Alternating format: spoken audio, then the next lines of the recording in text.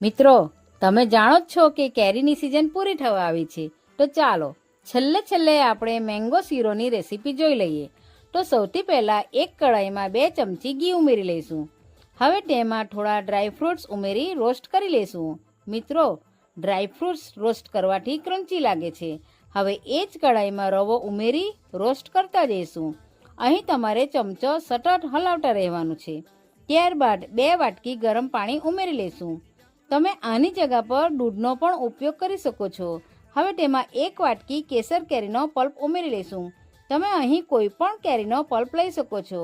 હવે મીઠાશ માટે થોડી ખાંડ, રોસ્ટેડ ડ્રાયફ્રૂટ્સ અને અડધી ચમચી એલચી પાવડર ઉમેરી સારી રીતે મિક્સ કરી લઈશું. ઠંડો થાય ત્યારબાદ આપણે સર્વ કરી લઈશું. તો મિત્રો, આ મેંગો શીરો તો મારા ઘરમાં બધાને ખૂબ જ ભાવ્યો છે. તો તમે ક્યારે બનાવો છો તે નીચે મને કોમેન્ટ કરીને જણાવો.